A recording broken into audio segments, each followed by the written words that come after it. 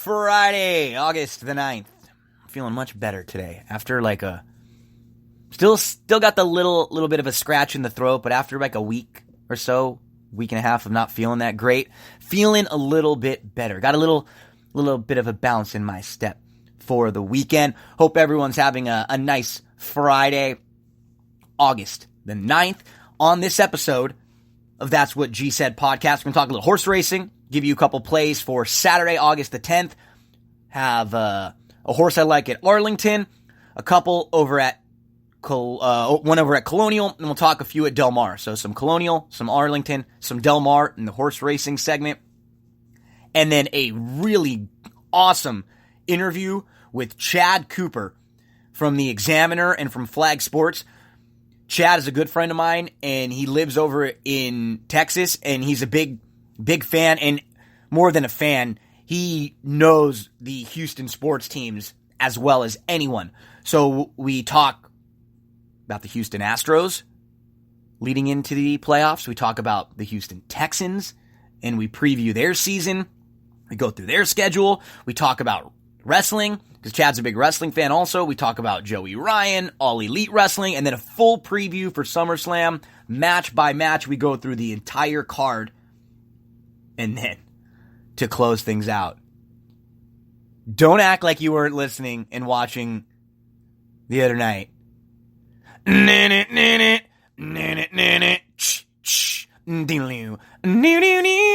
Little Beverly Hills 90210 recap.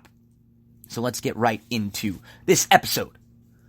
The little on this day, about 1905, Ty Cobb's mother mistakes her husband for a burglar and kills him.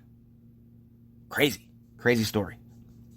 1925, the only time Babe Ruth was ever pinch hit for. Bobby Veach pinch hit for Babe Ruth, and he flied out. 1936, Jesse Owens, part of the American 4x100 meter relay team that wins the gold in the world record at the Berlin Olympics. That was his fourth gold medal of the 1936 Olympic Games. 1946, it was the first time all the Major League Baseball games were played at night. There were 8 night games played for the first time. August the 9th, August the 9th, 1946. 1971, Satchel Paige was inducted into baseball's Hall of Fame. 1975, it was the first NFL game in the Louisiana Superdome. Houston beat the Saints 13-7. 1988, the Cubs beat the Mets 6-4 in their first official night game at Wrigley Field. And also on that very same day, the Edmonton Oilers traded Wayne Gretzky, the great one, to the Kings, Los Angeles Kings. 2002, Giants outfielder Barry Bonds hit career home run number 600. 2012, Jamaican sprinter Usain Bolt wins the 200 meter at the London Olympics to become the first to win the 100 and 200 meter double in back-to-back Olympics. And in 2016, Michael Phelps wins the men's 200 meter butterfly gold medal at the Rio Olympics, and Katie Ledecky won her second gold of the Rio Olympics in the 200 meter freestyle. On this day, major events on August 9th through the years. Okay, let's get into a little horse racing. And let's start out, it is Arlington Million weekend. So let's start out with a little Arlington.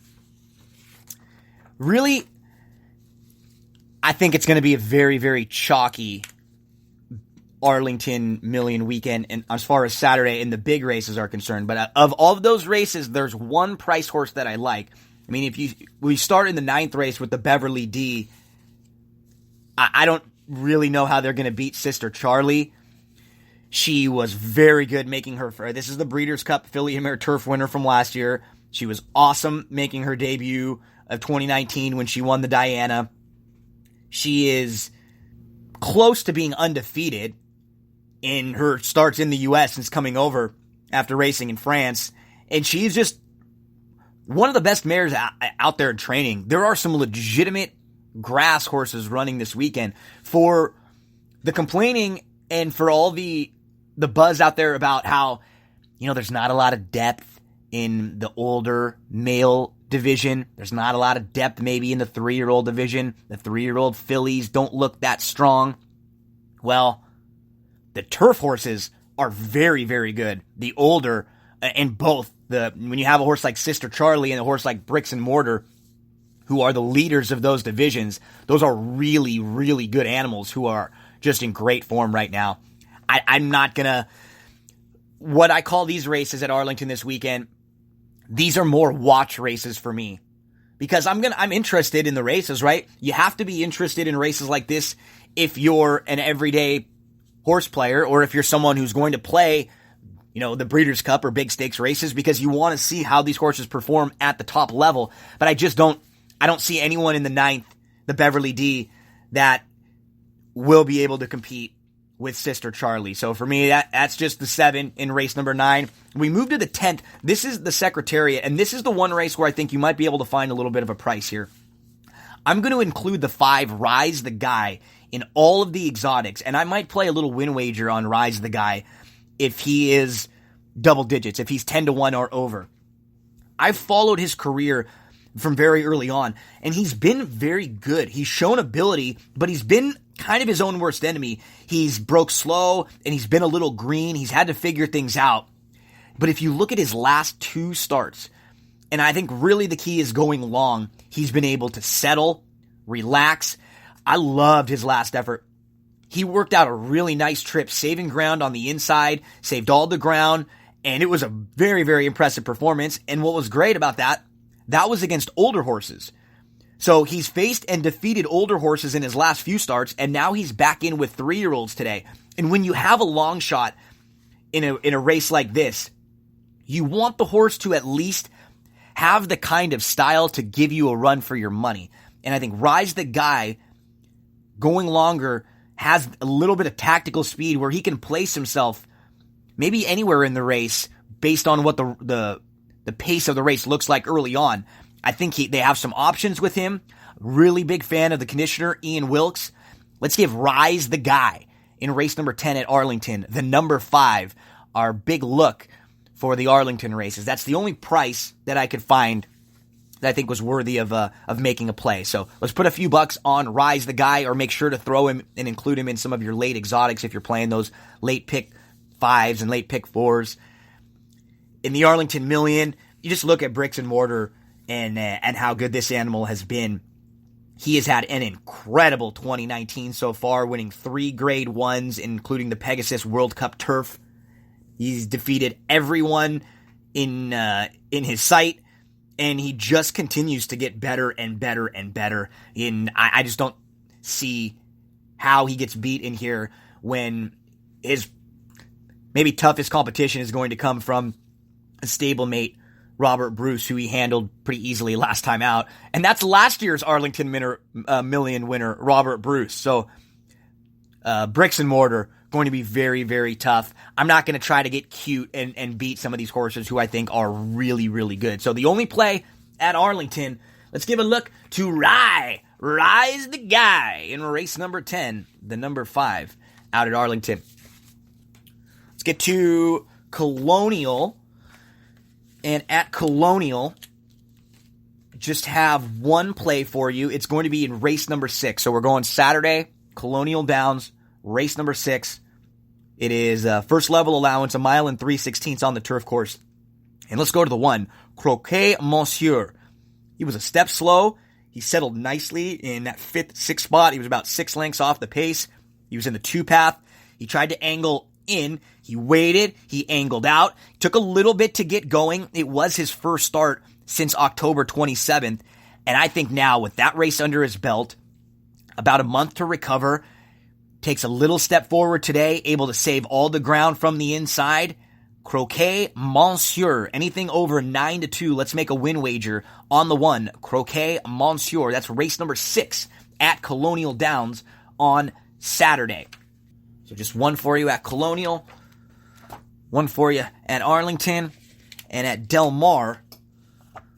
Let's get to couple. I didn't love anyone at Del Mar, but I think there are a few races I wanted to kind of mention and go through, and maybe you can use and include some of these horses in your exotics, however you're playing them.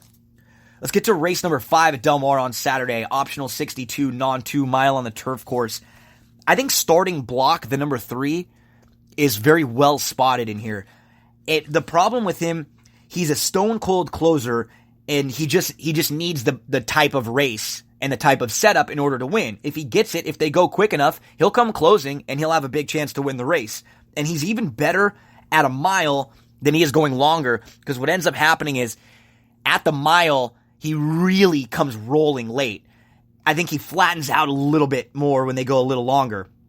But really nice late turn of foot for Starting Block at the mile distance. With Mr. Rory down to the inside, who used to have a little more speed, and he's fresh. You know Dr. Troutman's going to be showing some speed. And you have Dreams of Valor, who's going to go stretching out from 5 furlongs back to a mile, where he's always showed speed going long. So you have a couple speed horses that will set it up nicely for the late run for Starting Block. And then you look to a horse like Andesh, who might need a race because we have not seen him since November. First time gelding now. He probably needs a race for his best. The same could be said for a horse like My Italian Bobo, who has not raced since October of 2017. And then you have Acker, who's drawn to the outside. He could get hooked a little wide. So that's why I think Starting Block has a really big shot in here. When you look at everyone else in this race and the way it's going to set up, a couple speeds to give him an opportunity to make that late rally. And then some of his other major contenders, I think they are compromised a little bit. Andesh might need a race, and Acker, with the outside draw, could get hooked a little bit wide. Let's give Starting Block a big look. Anything around, 4-1 or so we'll take on Starting Block, the number 3 in race number 5 on Saturday at Del Mar. Let's get to race number 6 at Del Mar on Saturday. And let's go to the number 4, Square Peggy. There just isn't a ton of speed in here. You look through the field, the 1 from the rail might be flashing a little speed. The 2, Money in the Stars, has a little bit of speed. There's just not really anyone who has to go. And I think Square Peggy has more speed than she's shown in her last few. She's getting some class relief. She gets off the rail where when you have that rail draw, especially against a tougher group, if you don't break alertly going 5 on the grass, then you get caught in the middle and you're in no man's land and you're in between. And that's kind of what happened with Square Peggy last time out. So I think with her speed, she's going to be tough to leave out of the exotics. Make sure to include her in any of your exotics. Anything around 7-2 worthy of a win wager there on Square Peggy, who may try to steal that 6th race on Saturday at Del Mar. In race number 8, it is the Grade 2 Best Pal, and we have some nice 2-year-olds lining up in here. There are 2 in particular that I'm going to key in on and focus in on in some of the exotics, and I'm just going to be inside-outside. Wrecking Crew. He was pretty impressive winning his debut, mainly just because when you have trouble first time out as a 2-year-old, very rarely do you win. It wasn't a ton of trouble, but he broke slowly, and he showed that he's not just a speed demon horse, which we get a lot of these early precocious 2-year-olds, and it's just because they're quick. That's not the case with Wrecking Crew. He showed he can sit, he can angle out, and he can come from off the pace. Now, my major issue with him is the rail draw. Will he be able to work out a trip from the rail? Can he take back and go around, or will he try to show a little more speed to maybe use some tactical speed and get out in a nice position? I'll trust Mike Smith. And then to the outside, 4 Left, who was very, very impressive in both starts, in particular because the debut win, he beat what has been a very nice group so far. You see Raging Whiskey came back to win, and then went over and finished 3rd in the Sanford, and then Phantom Boss is also a graded stakes winner out of that, grade 3 winner. So 4 Left has defeated some nice ones. With the outside draw, he may be able to, he won't have to be gunned as much with his speed. He'll be able to kind of use that speed, hopefully cross over, and not have to be just sent really hard from the inside. So I'm going to go 1-7, Wrecking Crew and 4 left. I think those are the two to use in some of your late exotics in that 8th race there. 4 left will likely get bet a little bit more, but Wrecking Crew is impressive. I wouldn't be shocked if he takes a lot of money. Schrodinger is the horse I guess we're trying to beat. You can't use all the short-priced horses, so I prefer Wrecking Crew and 4 left to Schrodinger. To close things out, the 9th race at Del Mar. I was expecting a really big effort from the number 5, Miss Hot Legs, in her last start on July the 17th, and she was a little flat. If you notice and you look at her pattern, in her debut race, she was pretty good. She was just second best that day. She came back and she looked like $1 million when she won and she broke her maiden at Santa Anita on June the 9th. And she showed speed that day. I don't really think she needs the lead, though. I think she's okay sitting just off. We'll be curious to see if they try to get a little more aggressive and put her right on the lead, or they're content with sitting off again. But I'm going to give a big shot to Miss Hot Legs. I expect her to bounce back. I mean, she wasn't bad when she was third, but she did kind of loom up and looked like she had every chance, and she just didn't really have any punch late. I think she'll have a little bit better effort today on Saturday in race number 9 at Del Mar. That is the number 5, Miss Hot Legs. Okay, some plays for you for the weekend. Arlington, Colonial, and Del Mar. Best of luck. Hopefully everyone can make a few bucks. I actually had a nice message come in. I wanted to give them a shout out. I got a message on Facebook from a couple people who listened to the podcast, and they made a few bucks on some of the plays over at Colonial. Mock Tree, in particular, was the horse that won, that ended up doing well. And I got a message, which I thought was really, really nice, from a few folks that said, Gino, you helped us make some money. We want to send you a check. I said, no, don't worry about that. But what I will ask you, in lieu of sending a check, send a post out and let all your friends know about the show. That's what G said. Tell all your friends that like horse racing or sports, or if they like the show Orange is the New Black, let them know about the recap. Just let them know about our show. That's what I will ask, if you can send that out. So never have to send anything, because I hope that when I'm giving you losers, you're not going to charge me, right, for that. So I appreciate hearing from all of you out there, the positives and the negatives. And that was a nice message from Chrissy Doyle. Nice to hear from Chrissy Doyle and Ray. They did well. Okay, coming up next is going to be an interview with Chad Cooper. But before we get to the interview with Chad Cooper, I wanted to let you know a little bit about one of the sponsors of That's What G Said podcast, Cindy Carava. CindyCarava.com is the website where you can find all of her information. She is a full-service realtor, very good friend of mine. I've known Cindy for a while, and she's just a great person, and that's why I wanted to work with her, because I trust her, and I know that she will do everything she can for you. And we're a really good fit, because on this show, That's What G Said, talk about all different sports, gambling, pop culture, history, movies, TV.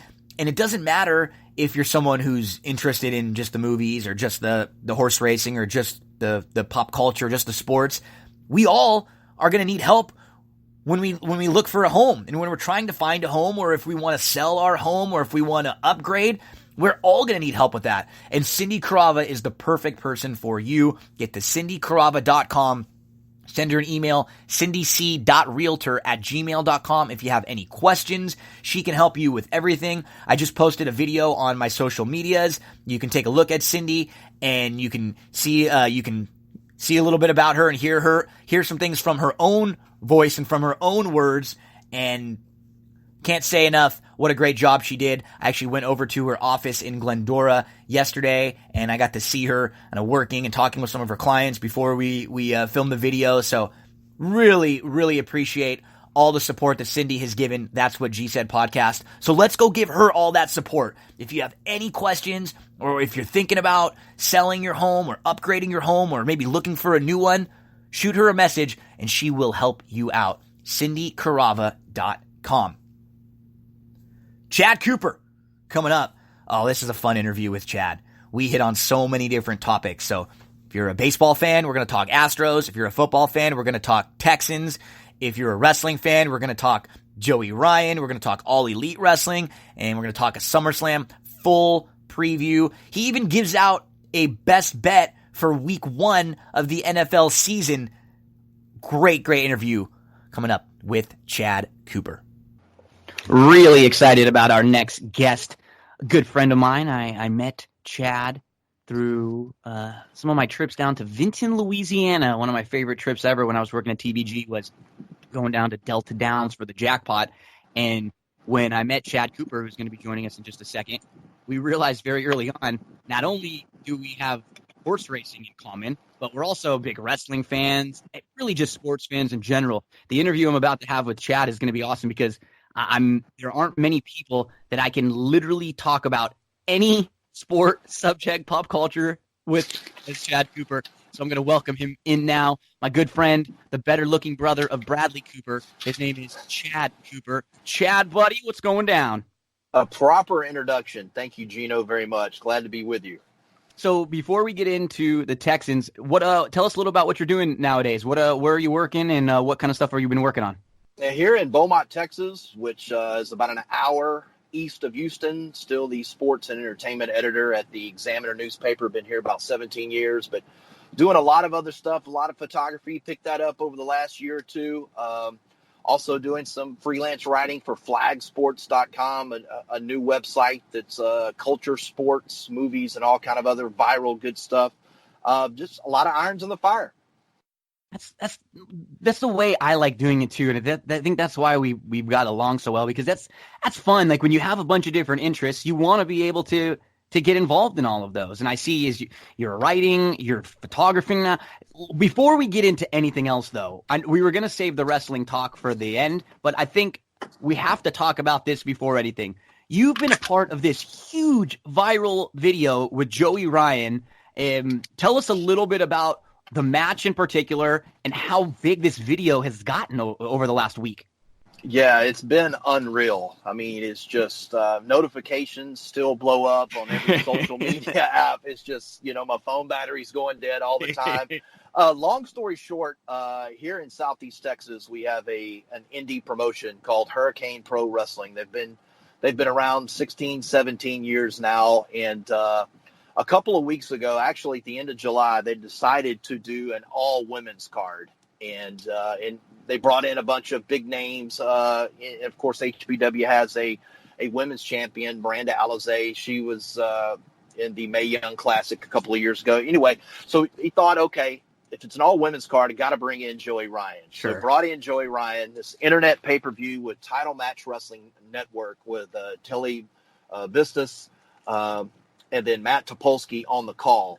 Well, the match, took place July 27th. Title Match Network uploaded it, put it on their YouTube the following Monday, and Miranda Alizé and Joey Ryan worked a fantastic match. Joey Ryan, I've never seen a match where he's not fantastic, so entertaining. And it literally, I think he posted it at like 8 a.m. last Monday, and then within a couple of hours, it was at hundreds of thousands, and then that night it was already at 4 or 5 million, and as of now it's close to 50 million views in right over a week and a half. It's just unreal. Well, Joey is so great because Joey understands that he has a niche and he's different and he runs with it, and that's what's so great about. I had the privilege of calling being the ring announcer at a couple events that Joey was working here in Southern California, and then one in Vegas.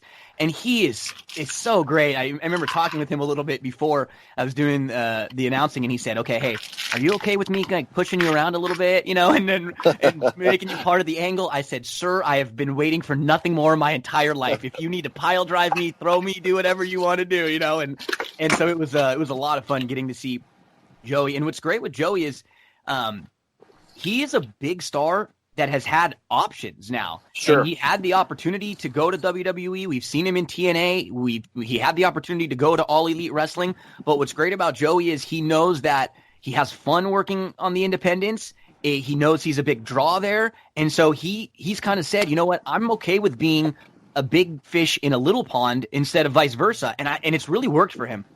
Yeah, this is a guy with a fantastic gimmick. Works pretty much any night of the week he wants to. Anywhere, and then has his own. He has bar wrestling once or twice a month, which is amazing in itself over in Southern California. He's so good, so entertaining, and Miranda Alizé was so good, and then Matt Topolsky on the call. It just made sense. Joey's got a couple of viral videos out there, but I don't think anything. No one expected this, and it's been fun. It's been a fun ride for sure. Yeah, and we'll get back to more wrestling at the end of the interview. But if you have never checked out Joey Ryan, give him a look. If you're a wrestling fan, even if you're not, he just plays this great gimmick. It's like a porn star creeper. He's always been. He's got the lollipop. One time I took a lick of the lollipop at one of the shows. It's just he's awesome. Great. He makes you have a lot of fun, and that's what wrestling's all about. I think sometimes we get caught up into how great this match was, or yes, we love and I love a great match just like anyone. And, I want to see a nice 5-star match, but I want my emotions to be hit, whether they be laughing, crying, happy, sad, excited, whatever. And Joey always seems to do that. He does a great job of making you feel something. So I had to talk to you about that awesome video going around like crazy. But we did get some big news in the world of the Houston Texans, because as I was doing a Houston Texans team preview to talk with you about the Texans, one of the big questions that I was going to have was, what is the backfield going to look like now? They just cut Deontay Foreman. We know that Lamar Miller is one of the more consistent, steady backs in the league. You kind of know what you're going to get from him.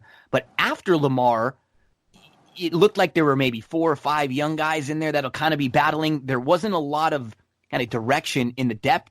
And now a big trade came through today. And I think this trade for the Texans, Chad, could be a really big compliment to their backfield. And this could really help out not only Miller, but obviously Watson. Yeah, this was a surprising move here. Not that we didn't think the Texans were going to make a move, but Duke Johnson is no slouch. I mean, this guy, he's a stud. I mean, you look at his numbers, 1,200 rushing yards, 2,100 receiving yards, 13 touchdowns. He did his job for Cleveland last year. And Lamar Miller, what's interesting about him is he's in the final year of a contract. And sometimes we know how things go, and sometimes we don't know. You see it in baseball, you see it in basketball, football, especially with the last year. And in football, you never know. Is the guy playing for a new contract? Is he playing? But the problem with Houston pro sports in general is a lot of injuries have.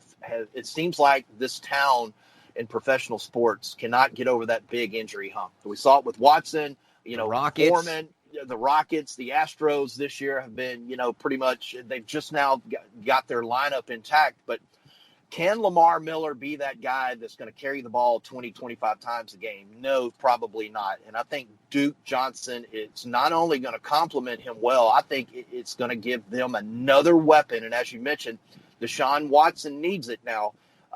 With a good year that they had last year, winning 10 games in a row after that awful start. And now you got a guy that's proven that can go. He's durable. I think this is a big-time pickup for the Texans. Yeah, because last year, one of the big issues for the Texans was the offensive line, and they led the league in sacks allowed. And not only just sacks allowed, we just saw Watson getting hit hard a lot, and it makes you uncomfortable when you see your franchise player getting hit like that so much.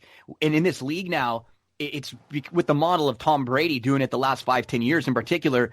It's going to be so much nicer for Watson to be able to just dink and dunk a little bit, get the ball out of his hands quickly. Anytime there's a sack on, he's going to have a nice little safety blanket there with Duke Johnson. This is going to be a big help because. And this will we'll piggyback this question with the offensive line. So in that together, how do you think this offensive line is this year? Is it going to be improved at all? And have they done enough there to help Deshaun? I don't think it can get any worse than it did last year. So they have to be somewhat improved. They made some moves. They got, they've got a couple of nice draft picks. They loaded up in there. But you hit it perfectly. This is a guy, they don't want Deshaun Watson in that pocket, running around, having an opportunity to get sacked. Of course, he's going to make a lot of plays with his feet. He's going to make a lot of guys miss with his feet. But he has that outlet now for Duke Johnson. So I think it's going to give him an option to not hold that ball as long as what he was holding. And I know they were working on Deshaun in the offseason of getting rid of that ball faster. They don't have the greatest deep threat on the Texans receiver roster. So, get that ball out quicker. I think the line's going to be improved, but you know what? They've got to keep Deshaun Watson healthy. And on the defensive side of the ball, it's J.J. Watts. He's got to be healthy. And if you look at this schedule, you talk about a nightmare start. It's brutal. Year. This schedule is brutal. At New Orleans, then you home against Jacksonville, which I have a pick of the week already for week 1, and I'll give it to you in just a second. It includes Jacksonville. They're at the Chargers, Carolina, at Kansas City, and at Indy. Are you kidding me? And then later in the year, they got to play New England, and they got to go at Baltimore, too, yes. after traveling to London. Yes. And they got to travel to London. So you're right. This is a brutal schedule for a team that was 11-5 last year. They were your 2018 AFC South winner.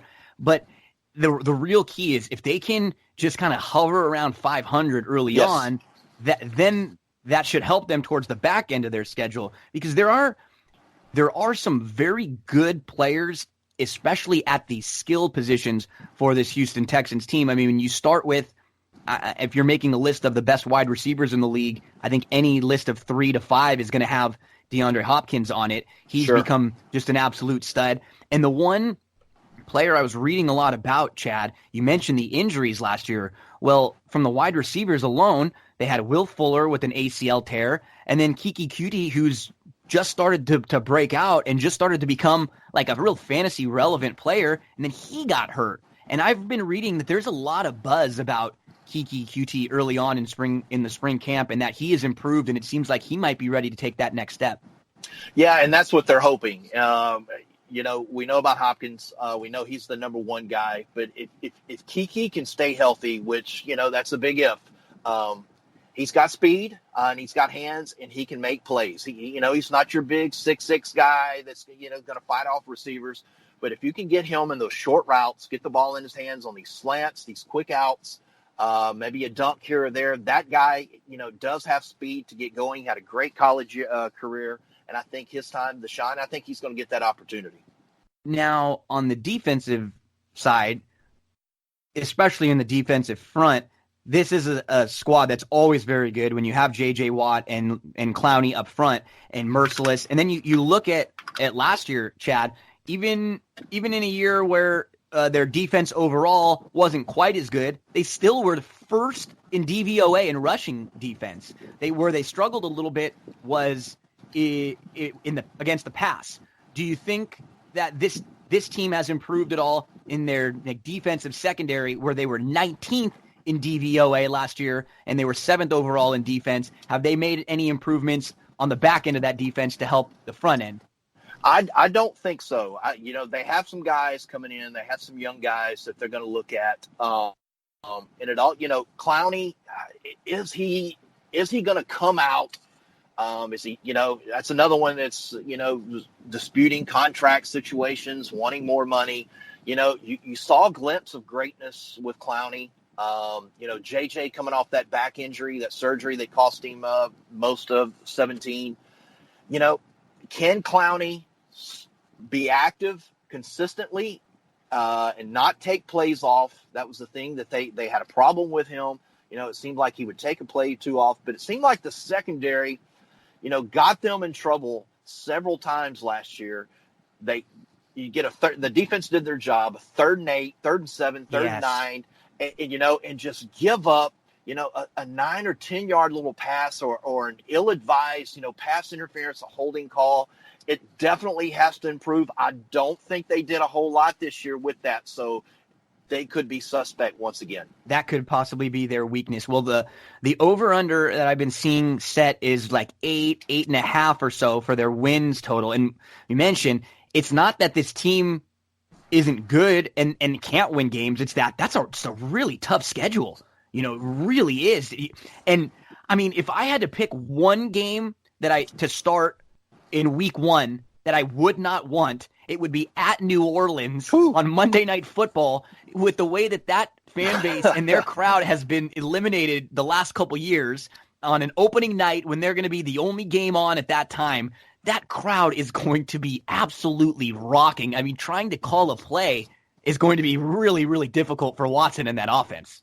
Especially how the Saints ended their season at home against the Rams, in the Superdome. They'll be riled up and ready to go. I tell you what, if New Orleans lost the first game of the season last year. They were on the road, I do believe, at Tampa Bay. Tampa, yeah. This is, a different situation. But, the good thing hopefully, fingers crossed, you go into that game with no major preseason injuries, and it looks like not a lot of these guys are going to be playing a whole lot of the preseason anyway. If they can weather that early storm and not get behind 10-0, and Breeze is throwing that ball around all over the field, maybe they'll have a shot. But I tell you what, if they lose that game, they have a shot starting the season 1-5, 1-6. And the way the Colts have improved and the way Jacksonville has improved, now they have a quarterback to go along with a pretty good defense in that division. Even last year when it felt like they weren't as good, their defense was still top 6, top 7. Sure. And Houston is they haven't had a lot of issues with Jacksonville, but I think Jacksonville this year, they've got a new quarterback, some better players, a good defense. Houston, I hear a lot of talk. There's a lot of people picking them 8-8 at best, 9-7, and that's not for Bill O'Brien, who's not a very popular guy because he's boring, he's brash, and he's this and that. Says the same thing after every post game press conference. 8-8, 9-7 is not going to cut it because O'Brien got his wish. They got rid of the general manager. It's O'Brien's show, so it's 8-8, 9-7 is not going to cut it. But I would be shocked if it was anything better than a 9-game win season. The other teams in that division would definitely have to tank. Yeah, that's what's a little bit in maybe the last 2-3 years, the division hasn't been very strong. It's been a wide open division for the taking. This year, it really feels like the whole division is kind of improved while Houston has maybe kind of stood pat. And so it's not even that you're getting worse. It's just kind of the teams around you seem like they're getting better. Yeah, in Tennessee, Mariota, he can play. I mean, he's still young. So that division is, the Texans are no longer the betting favorite. I think Indianapolis now, I looked at the lines there. It was like -150, -160, and some change to chalk to win that division.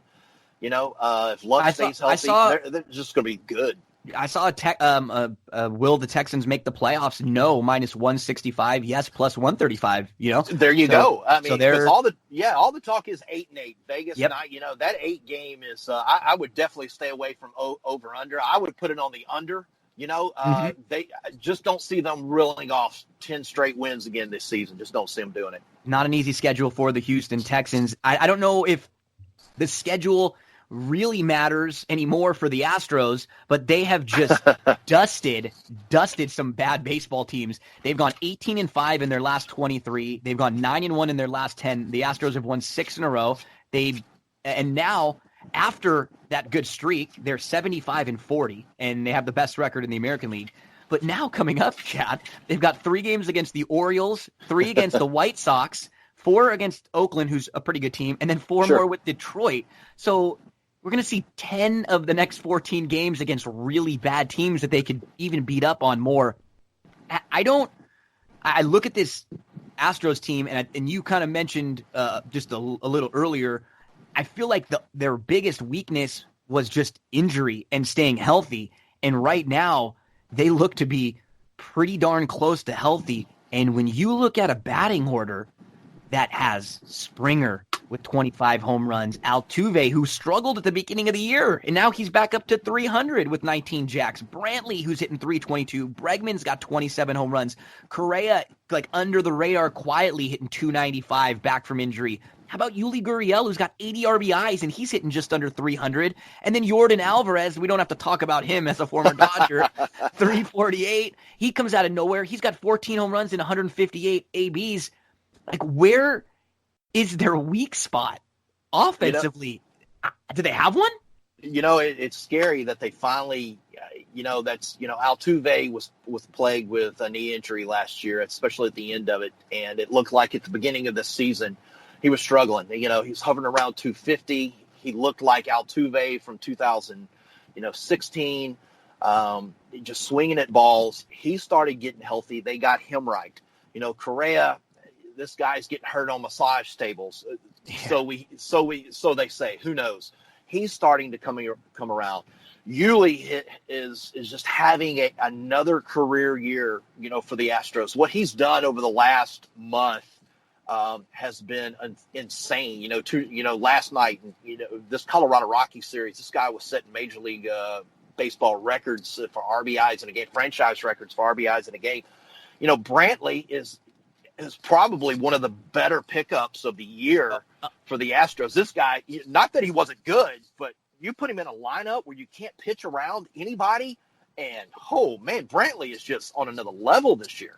It's scary when you look at this Houston Astros lineup, and I guess we could say maybe the catcher spot is probably the only real weak spot in the lineup, with maybe Chirinos or Maldonado, or but the problem is if you're the Yankees, or you're the Twins, or you're the Indians, or a team that might make the playoffs and have to face the Astros in a series, you're looking at this team and you're going, oh, okay, so they're top 5 in runs, in home runs, and average, and on base percentage. That must mean that their pitching staff isn't very good, right? They've got this incredible offense, but no, they are 3rd in the American League in ERA, and they are 1st in the American League in batting average against. And they have now a 3-headed monster at the top of the rotation after making that trade for Greinke, where you have Verlander, Cole, and Greinke. And I mean, I guess if we're going to nitpick a little bit, the only thing that we can say about any of them in Verlander and Cole is that they've allowed some home runs this year. Sure. And that maybe in a big series and in a big moment, maybe a big home run could be the damage. But as a Dodger fan, I thought that the Dodgers pitching staff was the best in the league. And now after this trade, I have to defer to the Astros because they have 3 legitimate aces. And hey, let's not forget, Wade Miley's having a really good year. A really good year. You just picked up Aaron Sanchez, who could be a very nice bridge if you need a long out of the bullpen or someone to give you good bullpen innings. This is a team that's really deep now with their starting rotation. Yeah, Verlander, signed the big contract extension. It was going to be him or Garrett Cole. They could not sign both of them.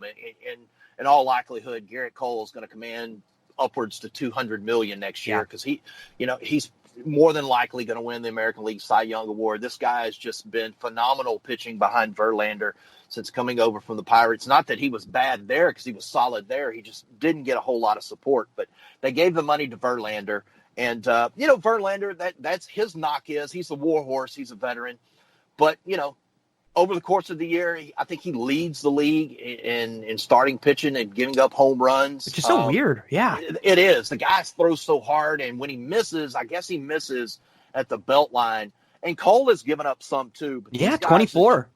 These guys have been strikeout monsters. I mean, Cole with 10, the other night. And they bring in, as you mentioned, this trade. What's interesting about this trade is, not re-signing Keuchel, letting him go.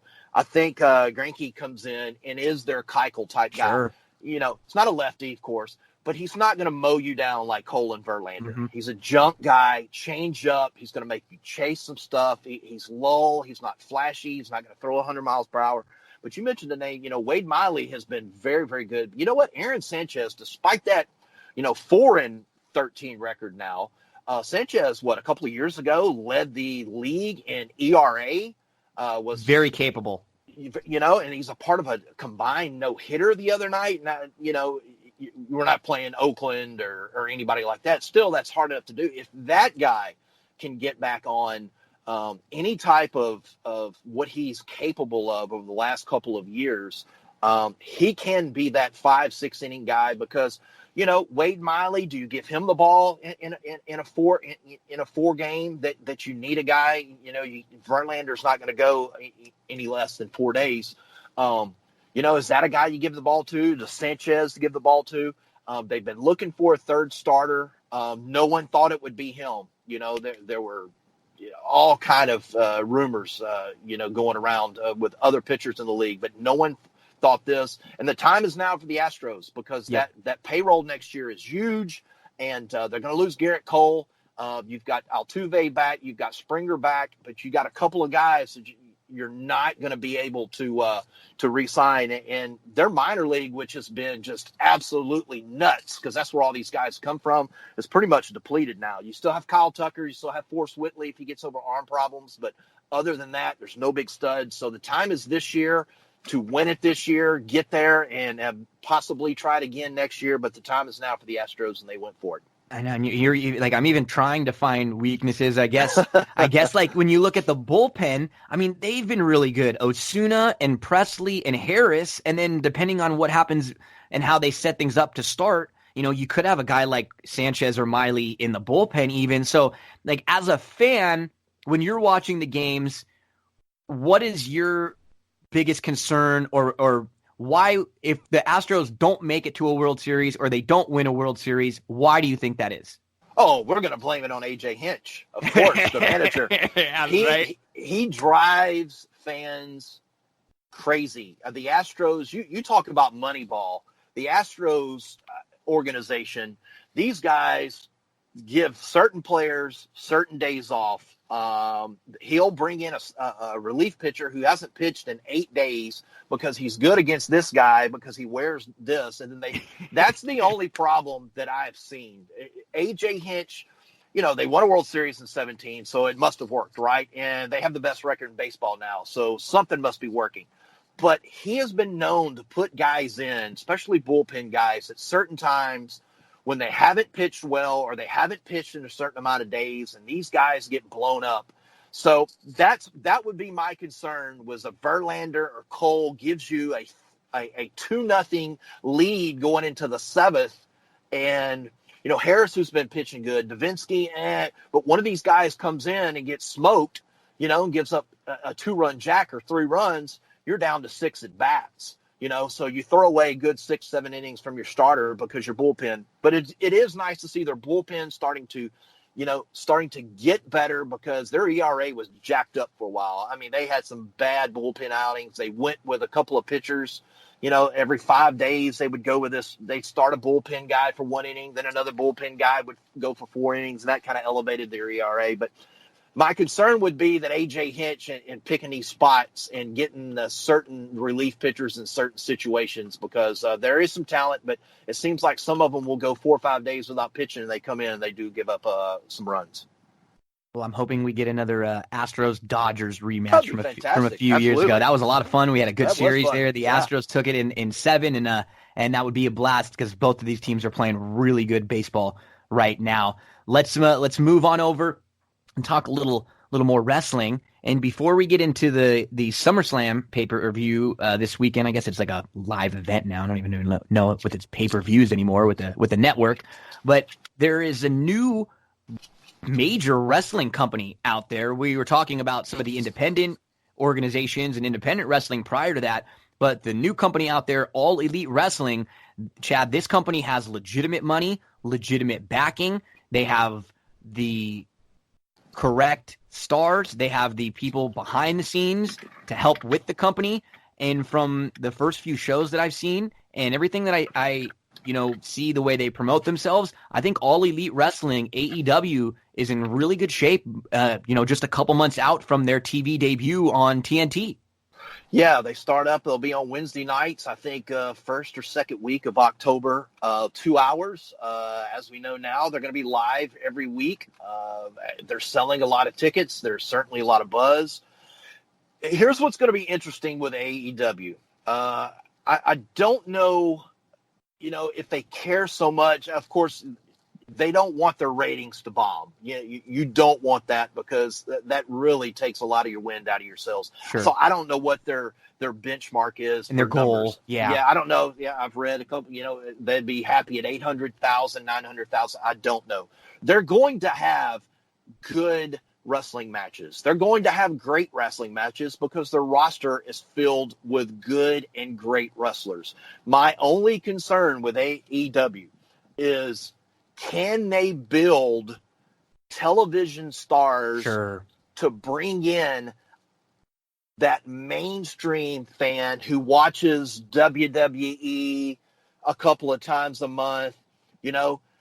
Yeah, we love a good match, but do those mainstream fans remember those good matches, or do they remember remember names like Roman Reigns, Randy Sure. Orton? The WWE has been so great at building these stars, and yeah, they may not have the best matches, but do you see those little kids wearing John Moxley t-shirts? That's a great point. Jimmy Havoc, yes, or Darby Allin, because there's a couple of the top tier stars. You have your Chris Jericho and then Moxley, who people know as Dean Ambrose from WWE, and even a Kenny Omega, who's been a big star over the last couple years. But it's that next level, and those are the ones you're talking about. The tag teams, the Hangman Page. Can he get over as a legitimate main eventer?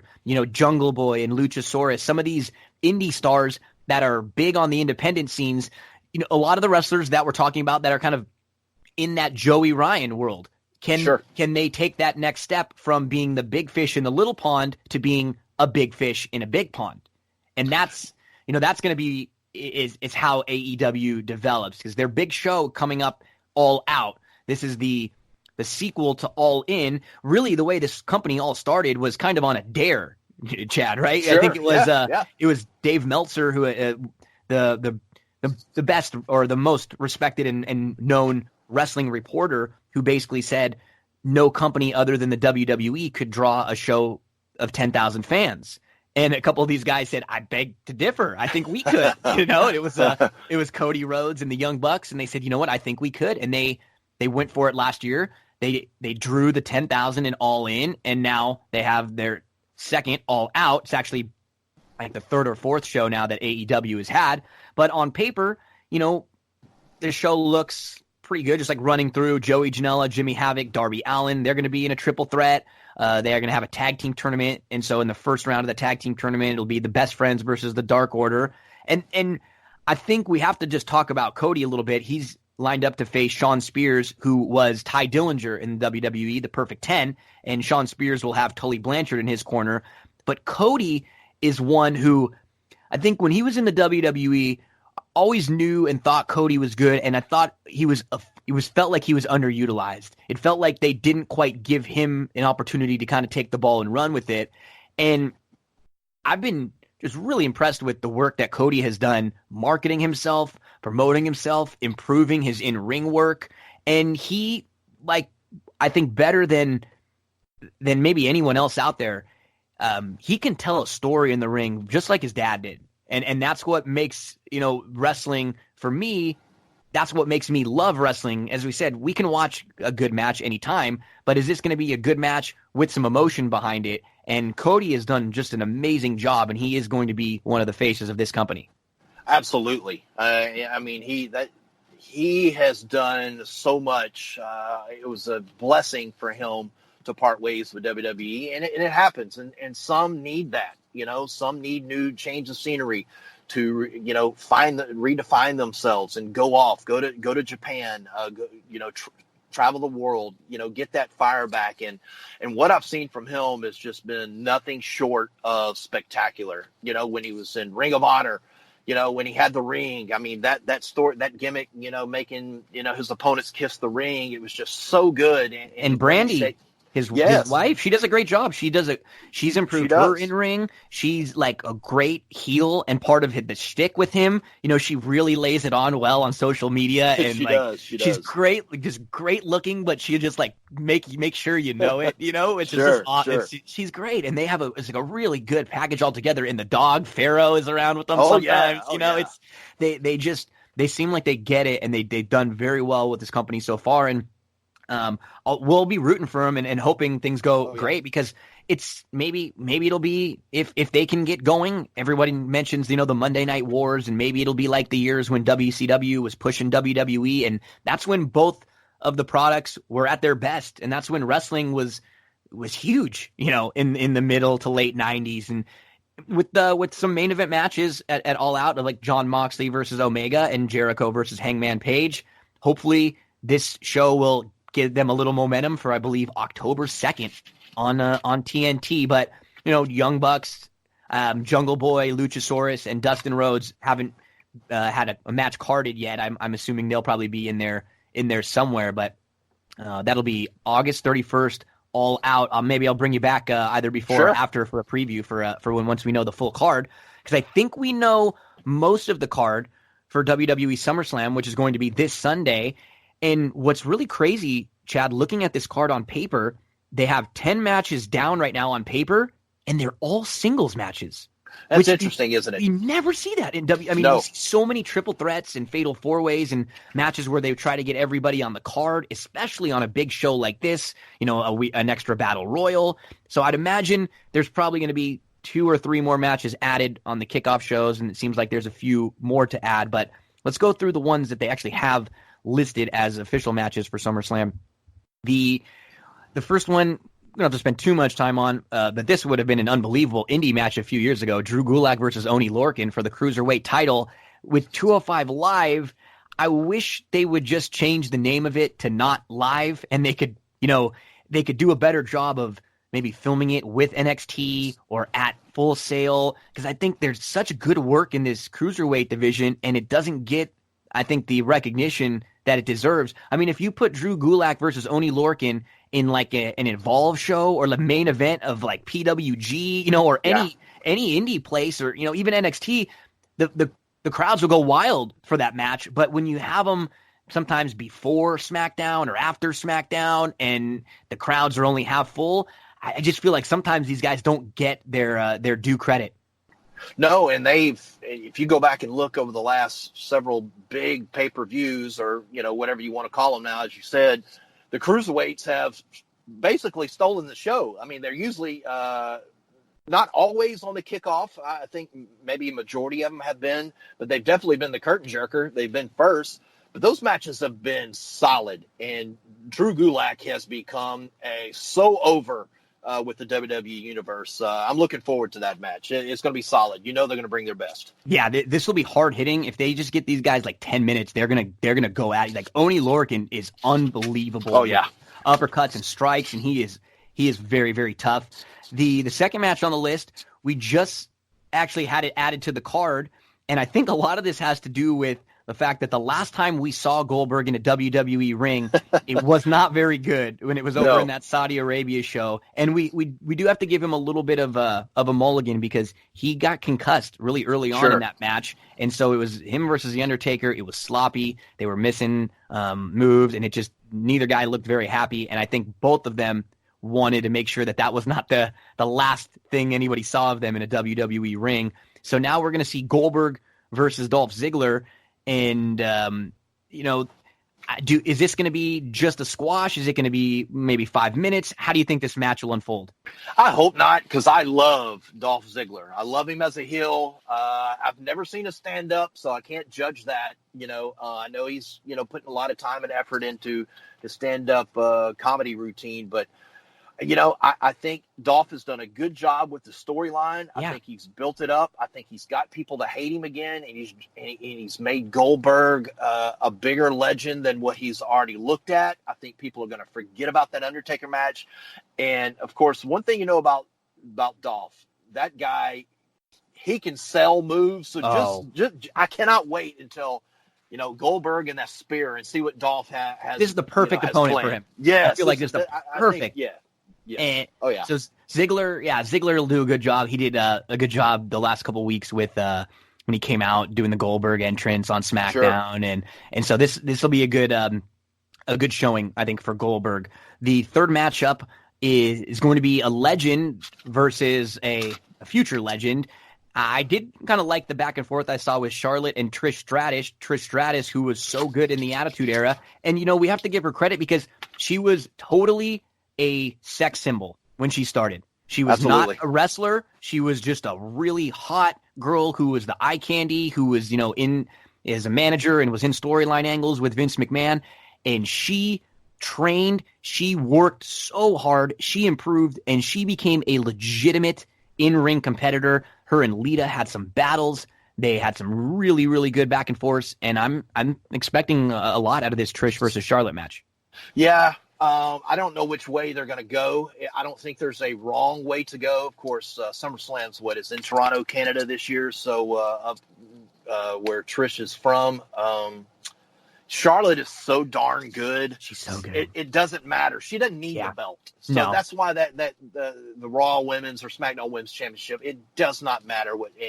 I wish they could have built this a little longer. I agree. It feels like they kind of rushed it a little bit, 2 weeks ago. But it's still to be a good match. But I'd love to see these two storylined more to build this match up because I think it deserves it. That's why.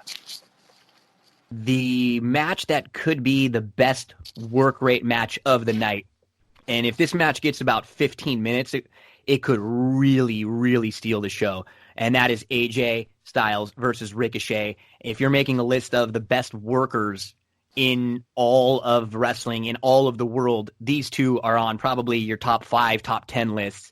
This is going to be for the U.S. title, AJ versus Ricochet. And now with the turn with AJ back with the club, he's with the OC, not my friends from the OC out here, the show. But I love this act because AJ was kind of, after his good run, he's kind of floundering a little bit. He just needed some kind of a character change, some kind of a tweak, and it's been very good so far. I love to see that he's back with V Club and the OC Club. Those guys decided to stick with, because I love Anderson and Gallows. I've been a big fan of theirs for a long, long time, and seeing them stick around and to put them with AJ made sense. As you said, AJ was kind of flopping around there, didn't have a direction. Did he need a title? Did he need the U.S. title? Did you put him in the IC storyline? But this match is another one. I don't think you need the title in this match. It doesn't need it, but you talk about some spots. These two guys, hopefully they get the time that they need on this card. Hopefully we don't get 4 or 5 extra matches added. So this one needs a good solid 10 to 15 because it's definitely going to get some oohs and ahs. Another character change as of late has been Bray Wyatt as the Fiend, and I've been a really big fan of the Firefly Funhouse segments. Oh, yeah. I like the fact that it's a little different. And they've stayed consistent with it. Sometimes WWE will throw something out there, and then the next week just kind of forget that they even did it and not address it. And they've been consistent with things, which I really like. And I'm going to be really interested to see what this character is like in the ring now when he wrestles, because all the pre-produced segments and all the behind-the-scenes stuff has been excellent. Now will his style, will he have a different moveset? What will this be like when the Fiend, Bray Wyatt, faces Finn Balor this weekend? Very interesting take. That's we've seen him, seen the lights go out, seen him attack, Finn Balor several times this past Monday night. I think he attacked Kurt Angle.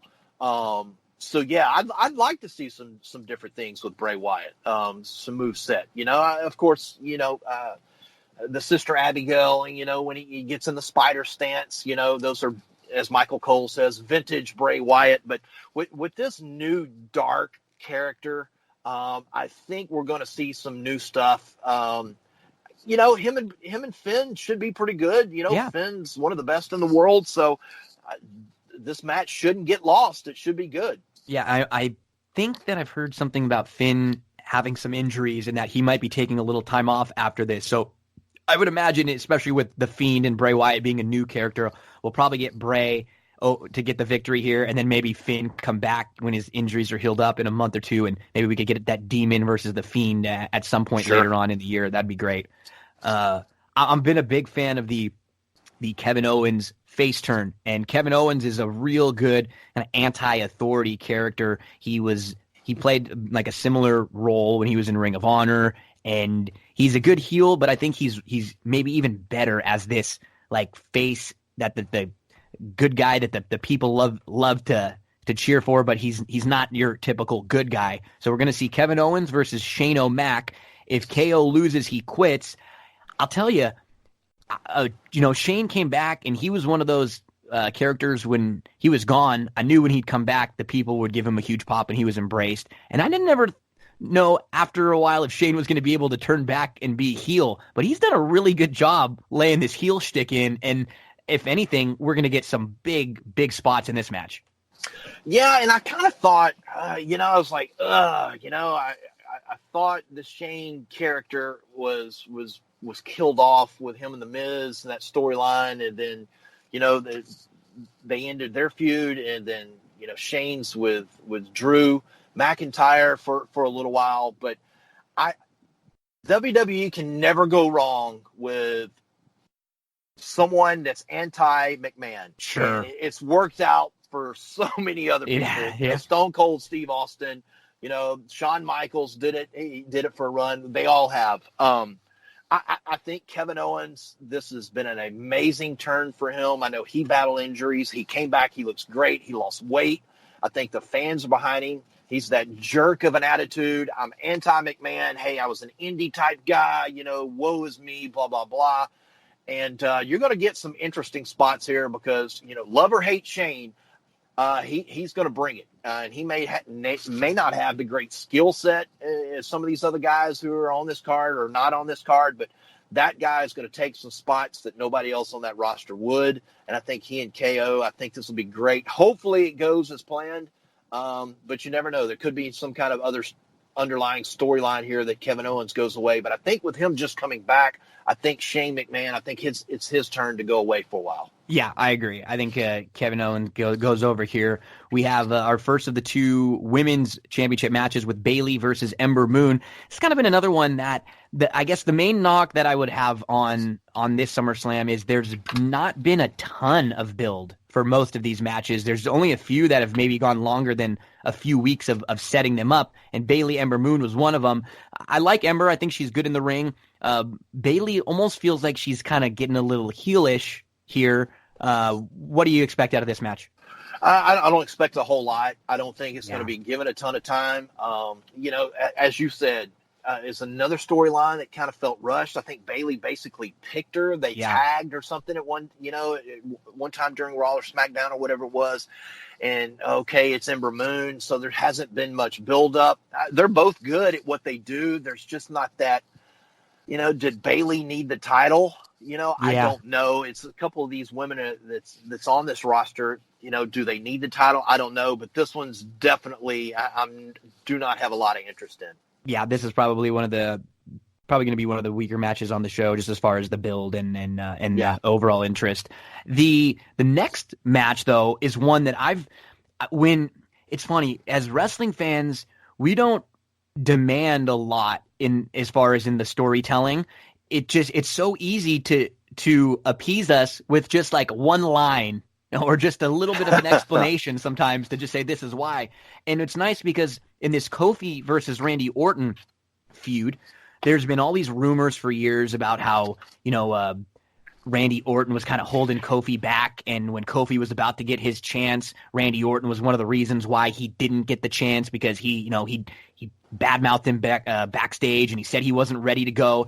And I love when WWE will take a little bit of what we might think was reality and add it into a storyline. And that's been it didn't take much. This is another feud that hasn't been built up for a long time, but in just doing the 1 week with Randy Orton telling his side of the story, and the next week with Kofi telling his side of the story, I feel like this has been built pretty darn well in just a short time. I love it. I'm a big Randy Orton fan. He's one of those guys that could main event.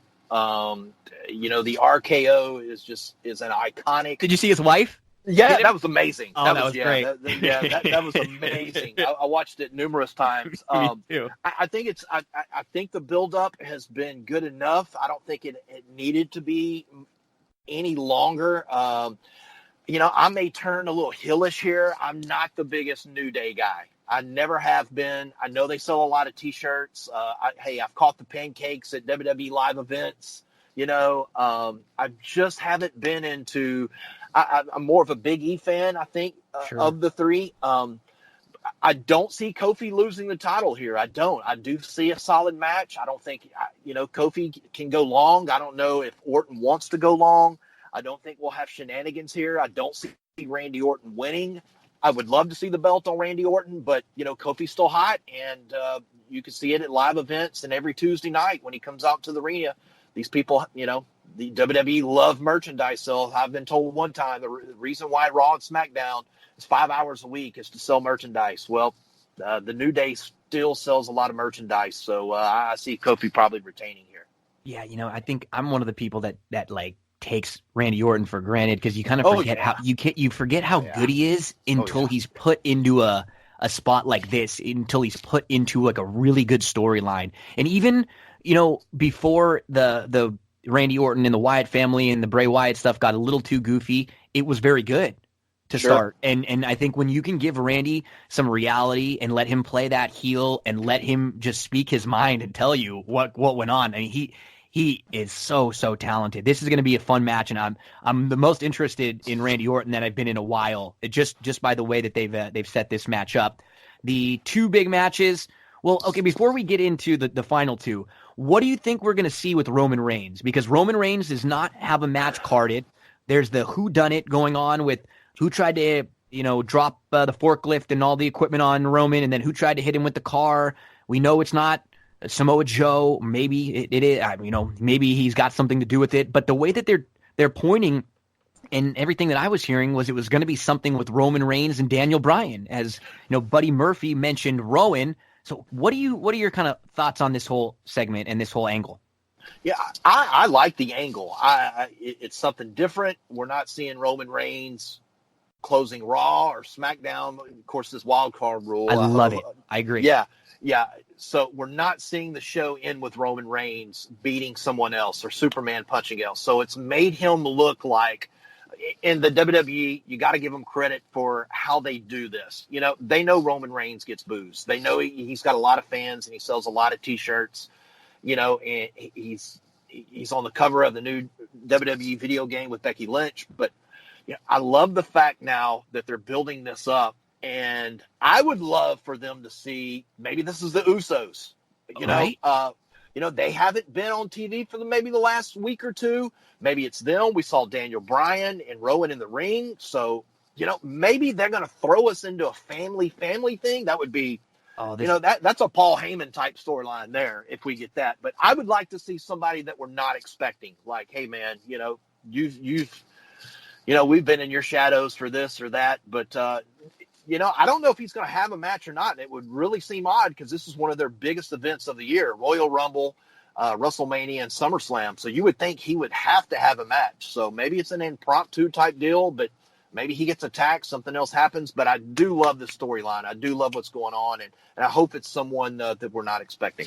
It's really crazy how deep and talented this roster is, because we've gone through 8 matches, and then now Roman Reigns, we mentioned. Roman Reigns and Rowan and Daniel Bryan are not on this card. The New Day and the OC, both tag champions, are not on the card. Nakamura, the IC champ, he's not on the card. He's had some interaction recently with Ali. There could be, I'm expecting a New Day versus the OC tag match, probably because they teased that the other night and they didn't get to it. We'll probably see Nakamura on the kickoff show with something with the IC title. We don't have a women's tag match scheduled. Alexa and Nikki, they just won the women's tags. That could be another one on. Andrade and Rey have had some really fun matches. I wouldn't be shocked to see something with Andrade and Rey. Elias and Chad Gable just had an interaction backstage the other day, which was really weird. It was like they were setting something up right before SummerSlam. It was almost the wrong week to have that interaction. But this is a really deep roster, and now we'll get to the big 2 matches. The Raw Women's Championship match will be Becky Lynch versus Natalya in a submission match. And I think that, Natty's recent aggressive streak, I wasn't a big fan of her promo. I loved Becky's promo over most recently. But I think this is going to be good for the match because it makes her a little bit more aggressive. It gives her that submission edge. And these two can work. This could be a really good match with these ladies. Yeah, and I'm not the biggest fan of Natty. I never have been, never will. But it seems like when she has to be that heel in a storyline, in a feud, it seems like it's forced. She's the crazy cat lady. Very actory. When she has to act is when I get concerned. I just don't like it. I don't like her face. But what she does in the ring is nothing short of spectacular. She is very, very good. She has the DNA to do it. The championship has always eluded her, right? Becky Lynch is the man. She's coming off SummerSlam. Didn't really like the storyline. I didn't mind it. I didn't like the way it kind of felt forced with her and Seth, teaming up. Yeah, I love Lacey Evans, by the way. I wish she was on this card, but that's another story for another day. But, I don't see Becky losing here, but this is the title that's eluded Natty. They're in Canada. Yeah. Do we get a screw job? Do we get a changing of the guard? Some people have said they're kind of tired of Becky. Does she need the belt? One of those type deals. So I really wouldn't mind it if Natty won. Especially for a few days. Yeah. Even if you're going to give her a run, or maybe even she wins it for a couple days and she loses it back next week, and you give her the run when she's in Toronto, when they're in Toronto. But I'm with you. Becky got a little flat, and I don't know if it was – it was really weird because Becky and Seth, who we're going to talk about next, they were so organically, they got so over, and they were hot stars organically based on their own work. And then sometimes the WWE, when they get behind you and they start pushing you in a different direction, it cools you down. And I think that boyfriend-girlfriend storyline with both Becky and Seth, I don't think it did good for either one of them. I think it cooled both of them off. Yes. Yeah, it did. And regardless if they're together or not, I don't think fans wanted to see them together on TV and in the ring. No. I love Lacey Evans, and hey, I've turned into I'm a Baron Corbin guy. Me too. Yeah. I love that guy. I think what they've done with him, with the look, the corporate guy, he's been great heel. So I understand what they did with him and Lacey Evans versus Seth and Becky, but it didn't work for me. I don't think it worked for WWE. It cooled both of them off. Now, look, Becky can go to a signing in San Antonio, which she did, 2 months ago, and there's 5,000 people that show up and she's there for 6 hours. But, it's just the man. I didn't think she needed that. I really didn't. No. And I think it cooled her off. So maybe it's time to take it away from her. And I'm not saying take her off TV. The review said it. Maybe. I know they're not going to do intergender. We know that. But, go another direction with her. I don't know who. Maybe with somebody new. But if you're going to give Natty, if she's not going to win it now, I don't know when she's going to be able to win it. She may never. Yeah. Yeah. So we'll get to the main event now. And, we were talking a little bit about Seth Rollins. I loved the 2 weeks ago on Raw, we saw a beatdown where Brock beat him down. He took him backstage. He got him off of the stretcher, and it looked legitimate. It looked real. I was feeling it for Seth. And the only thing I said when I watched this is, please don't let him be back on TV next week. Please let him be off TV for a week, kind of selling this injury. The problem is it was the week before SummerSlam, so I think they felt the need to bring him back on TV. And I did not love the way he was. I think he's another one when he's when you can feel like he's authentic, he's great. Sure. But when you can feel like he's trying to act a little bit, or when he's remembering lines from a promo, that's when he's not quite at his best. And this felt like a little too actory. I wasn't a big fan of his. Is this all worth it? And then he guarantees the win. I think this is going to be a really good match. And when Seth is going in the ring, he is as good as anyone. I just didn't love this. Mainly, I just didn't love the last week. This last week's Monday Night Raw build-up. What do you think about this feud? Yeah, I loved Brock coming back, winning the title. That was great. I know they need that big name. He's going to get you on ESPN. He's going to grab you the headlines. And, Seth's a top draw. He's on Fridays and Saturdays and Sundays. He's working house shows, and he's in the main event. I'm with you. I did not like the way they did this. I don't mind him getting beat down. Then you see that kind of Becky Lynch is in the background a little bit when they're carrying him out of the arena. And I'm like, and I don't know if it's just me and I'm an old school person, but like every time that happens, I'm wondering where's Roman. Sure. Like where's his buddy Roman, or where's Becky to come help him? And I don't know if they're purposely setting something up. But you're wondering because, Hulk Hogan would have come out and helped the Macho Man back in the day, and that's what we're thinking with these good guys. So what do you think? Is Rollins going to win this, or is Brock going to continue with the championship until the SmackDown era moves over to Fox? Well, I don't know if Brock needs the title. I don't know. But does Brock want the title? And, everything you hear and see is, Vince loves the guy. He's been loyal to you. He's not going to work every week. He's not going to show up every week on SmackDown, especially with it being a live event on a Friday night. I just don't see that happening. But, if Seth loses here, what do you look at it? What do you do with Seth? Does he go away for a little while? He's on Raw, If he wins the title, okay, well, Seth has beat Brock Lesnar. Brock looks weak. I think Brock keeps it. I think Seth goes away for a little while. I just don't see it doing any good with Seth Rollins being the champion. Because if Brock beats him, Seth and Brock has to be over. It has to be over. I don't know what their direction is for WrestleMania, if they want Roman and Brock, if they want Seth and Roman. But this has to be it. I agree. People are tired of it. Either way, it's over. It's just been too much, because whether or not it's been one-on-one, we've had different versions of Rollins and Lesnar for a few years now. We had Rollins and Lesnar with Roman. We had Rollins and Lesnar with Cena in another match, which was very good. But we've seen this a bit, and I'm with you. So I'm assuming that if Rollins wins, then we start maybe turning to the Seth versus Roman, and maybe like a Mega Powers Explode, because that could be a good WrestleMania main event.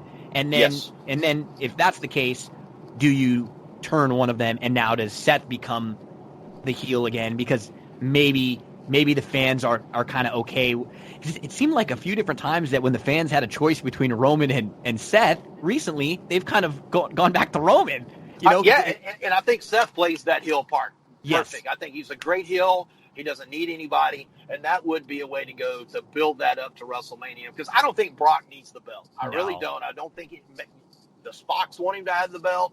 You hear kind of stories. They want this, they want that, but either way, this has to be the end of this. Yes, and we are coming close to the end of our podcast, because I asked you for 30 minutes and you gave me an hour, because you're the man. And we could sit here and talk for probably 5 hours about every different topic, but I will let you go and have the rest of your day. But before we go, give me and everyone out there the best way to find you and where we can get in touch with you if we ever need. At the Chad Cooper on Twitter and Instagram. That's where I'm most active. And make sure you check out Flagged Sports, FLAGGED sports.com. They just signed Nick Aldis, the NWA World Champion. Oh yeah. He's providing a lot of written and video content. So that's a project that's just now getting off the ground. And before I let you go, thank you again, Gino. And I do have a pick, NFL Week 1. Okay, let's get it. Kansas City at Jacksonville. I love a good home dog. Everyone and their mama is on Kansas City. The line now is up -4. Kansas City at Jacksonville, as who I used to listen to on the radio when I drive around as a high schooler and college guy, listening to Arnie Spaniard, Sports Talk. I don't want the points. I don't need the points, but you know what? I'm going to take the points. I'm going to go Jacksonville +4. That's my lock, Gino. It's been fun. It's been great. Thanks for having me on, man. Keep up the great work. Awesome. We heard it from Cooper. You will not find many other people that can talk about independent wrestling, WWE wrestling, all elite wrestling, football, baseball, and give you a football pick. Chad, my friend, it's been too long, so we're going to have to make this more of a regular thing where we link up. Thank you so much, buddy. Sounds good, man. Thank you. Talk to you soon. A big thank you to Chad Cooper, a good friend of mine. I just love having a guest on where I can talk about so many different subjects, and Chad is awesome. I mean, we could literally, I said, Chad, but I asked him last week, maybe you can squeeze like 30 minutes out. We could talk a little wrestling, a little Astros, a little Texans. And then it expanded into Joey Ryan. We wanted to talk a little bit about the Title Match Network. We had to talk about Hurricane Pro and that big match that's gone viral. And then SummerSlam preview, obviously. So lots of fun with Chad. And he even gives you an NFL pick at the end for Week 1. Make sure to follow Chad on Twitter at the Chad Cooper. Just an awesome guy. Really, really nice guy. And as you could tell, he knows his stuff. Let's close things out, folks. This was the most excited I've been for a show in a while. I mean, I was pumped for Game of Thrones. I was excited when Stranger Things returned. I was, sad but really interested in Orange is the New Black closing, but my top 2-3 all-time favorite show, Beverly Hills 90210, and we get a return.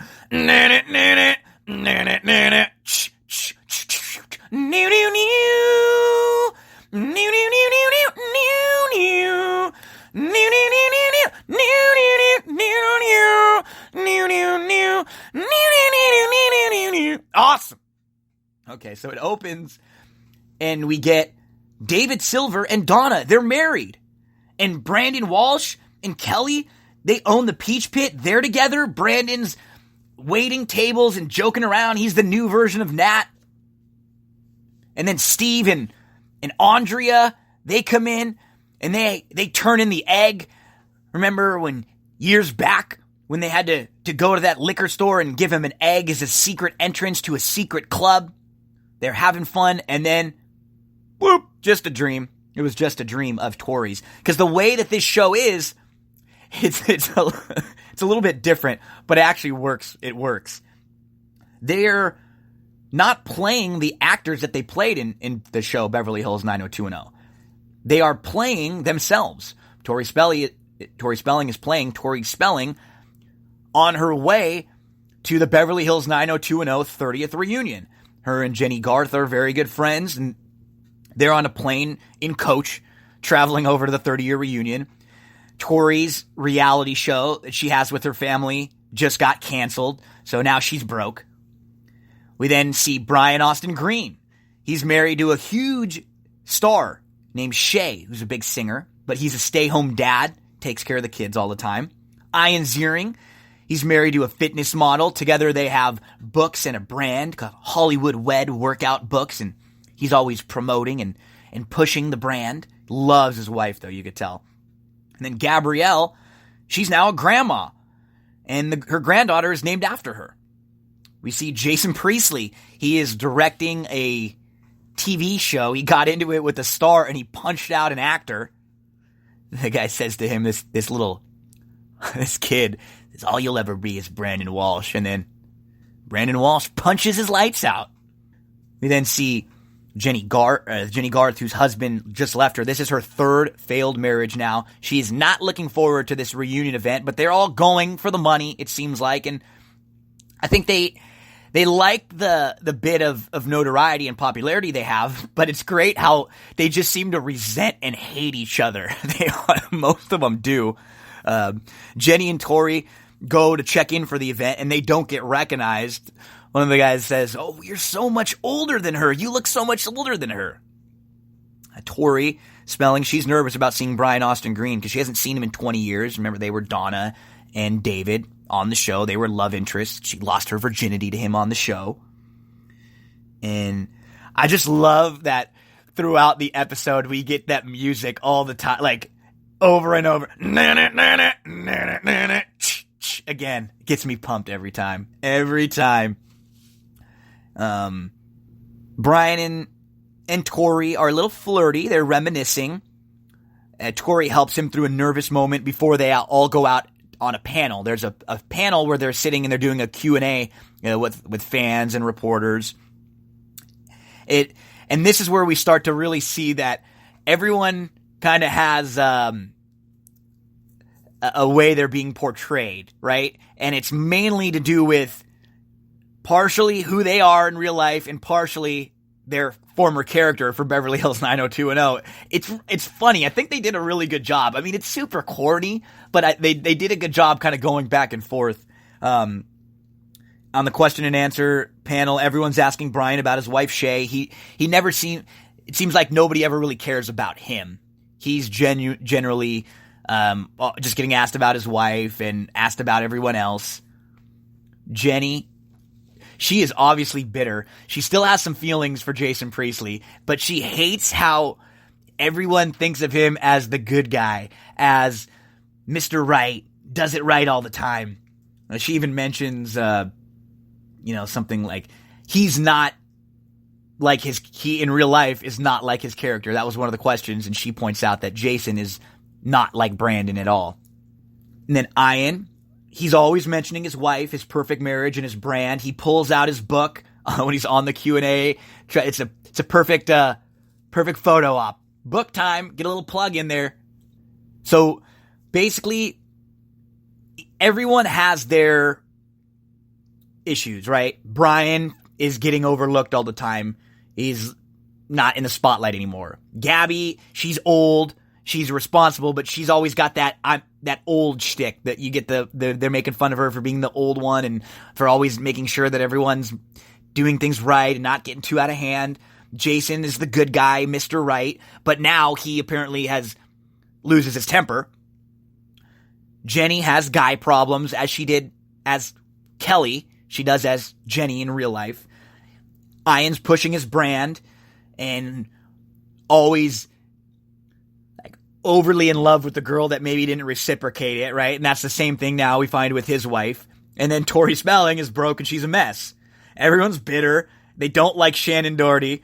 And then Shannon pops up and they're doing the QA in a live stream on Instagram, and everyone, all the fans love her. They give her a standing ovation, and all the rest of the crew are just rolling their eyes. They are not fans of Shannon. It's fun. It's just funny, the resentment and the bitterness and the hate they have towards each other. They're all getting ready to leave, but Brian Austin Green, who has his own plane because his wife is the big star, the plane won't be ready for a few hours, so they decide to get drunk before they leave. They're out by the pool. Jenny's flirting around with random guys in the pool. Gabrielle has a female fan who asked a question in the Q&A, and this fan is really crushing on Gabrielle. She's really much younger, and she's telling her how much she was her crush, and I loved Andrea, and this and that. And you can see Gabrielle's kind of liking the attention from a young woman. Tori and Brian, they're having a good, I guess, they're reuniting. There's a little chemistry between the two of them. Tori is obviously still into Brian. She keeps talking about it and thinking about it and nervous. And so Jenny gets upset because the guy she's flirting with at the pool calls her Kelly. So she gets mad. She comes inside and she sees Jason sitting at the bar. And Jason invites her over. They have a drink together. And then they get drunk. They kind of have a nice moment. And then they start to hook up. They go upstairs and they get it on. She talks about how she's always hated him because how much he was loved. He gets praised for the same things that people criticize her for doing. When he goes out with a bunch of women, everyone thinks it's cute. When she goes out with a bunch of guys, everyone criticizes her. Tori is now just a drunk mess. We're getting flashbacks to the senior prom where she was falling all over the place. She finds a display case that has one of her old dresses in it, and she shatters the display. She picks up an object and just crushes the display case. And she steals the dress and she puts it back on. And then they all get ready to leave. She has this old prom dress on while Grandma Gabby is making out with that much younger female fan who kisses her right in the middle of the bar. They get the dress, everybody piles onto Brian's plane, and then they get out. And then while they're on the plane, they're talking. Ian goes to the bathroom, and a video call comes in on his phone. It's accidentally picked up, and it's his wife cheating on him. So everybody sees, and Ian comes out, and he sees his wife's cheating on him. And then Ian, when they're all trying to just kind of settle him down, he starts ripping everyone. Oh, I'm going to take marital advice from you, marriage advice from you, screw you, you suck. They start just ripping on each other. Ian goes off on everyone. Seems like the only one who doesn't really get nasty and dirty is Brian Austin Green, who seems to be the most put together and the most mature, and maybe the only one who really kind of has a real good head on his shoulders. There's a commercial after, and we see a preview for a Jason Priestley movie on Lifetime. It's not part of the show. It's just literally a commercial for a movie he's doing on Lifetime. Good plug. When their plane is landing, they notice that there's a bunch of people waiting for them. They get arrested for stealing the dress. Somebody had live stream when Tori busted that case open and stole the dress. So they all get arrested for stealing, live streaming, and taking stolen goods across state lines, which is funny. So then they get their mug shots, and the all over, social media. It talks about how the Beverly Hills 90210 cast got arrested. We see Brian and his wife, Shay, and she loves the fact that her husband is a bad boy that got arrested. They seem like they have a really great relationship. Again, like of all of them, Brian seems the most stable. Ian, he's looking up the prenup because he hasn't told his wife yet that he saw her cheating on him. He's going to have to tell her soon. Gabby did not tell her husband about that kissing incident with the fan. She looked like she was going to, but she doesn't. And then Jason, who had just cheated on his wife with Jenny Garth, he is getting ready to tell his wife basically that they should get divorced, or maybe they're not right for each other. And she tells him they're going to have a baby. And Brian Austin Green, he enjoys seeing his picture out there again and people talking about him. He likes the being back in the spotlight a little bit, so he calls up his agent. He wants to get back to work. We see a weird kid we don't know a whole lot about out in front of Brian Austin Green's house with his license kind of staring at him. So something to come. Tori Spelling is at home. She's broke. She's there with her family. Her kids are watching old episodes of 90210, and she's trying to figure out, okay, what can I sell to the network? She has had a run of reality shows, and now the network has decided that they can't really get anything more out of her. That they've filmed and they've spun it from every angle. And so she has the idea for a reboot. She needs to pitch something to the network. She thinks it's a perfect time for the 90210 reboot. Jenny, she had an edible. She doesn't think so. But you could tell that all of them have some underlying issues with each other. Or maybe some issues for themselves that they never got over because of the show. So it seems like they all have something they need to work through, and that's kind of what Tori says. Maybe if we can come back together, it can help all of us. And, Tori needs the money. A couple of them need the money. There's just a quick mention of Luke Perry, who passed away. Really, really sad. Earlier this year. There's a couple references where they mention that they're not all there, and then they do talk about Luke, which is sad. And I'm sure it'll be very hard for all of them continuing on with this show throughout the year, and all the publicity and everything without Luke around, who was sad. He was just kind of having like a renaissance in his career with Riverdale and a couple other movies he had filmed scenes for, and he was really getting back into things. So really sad. Luke Perry gone way, way too soon. Never easy to move from a really sad topic, right? Just back into discussing Beverly Hills 90210. But I like the episode. I mean, I love this show.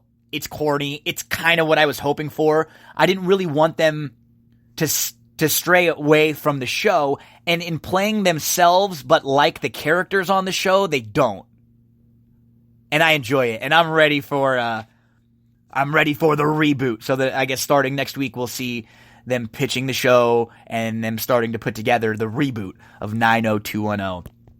Thought it was fun, and we'll recap these episodes each and every week. I'm going to start to find a couple other shows to recap too. Maybe Succession. I know The Affair will be coming back soon, but the weekly shows are much better because it's easier for all of us to kind of stay together. We can stay on the same page. We all know which episode we're watching. I love being able to binge a show, but it's really hard to like recap a full episode of 10, a full season of 10 episodes and put it out there for all of you to listen to, because I think we're all listening on different times. So I don't want to spoil anything for anyone. I want it to be we're all watching these shows together. Let me know, what did you think of Beverly Hills 90210, the reboot? Big thank you to Chad Cooper for that awesome interview. Big thank you to the sponsor of this show, Cindy Carava. Make sure to get to cindycarava.com for all of your real estate needs.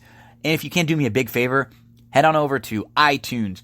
Leave me a nice 5-star rating and review, a little comment. Those go a long way in moving us up the charts and getting more people to see the show. You can subscribe on YouTube. You can subscribe on SoundCloud. We are on Google Podcasts, TuneIn, Spreaker, and all over the place. Thanks for tuning in to another episode of That's What G Said.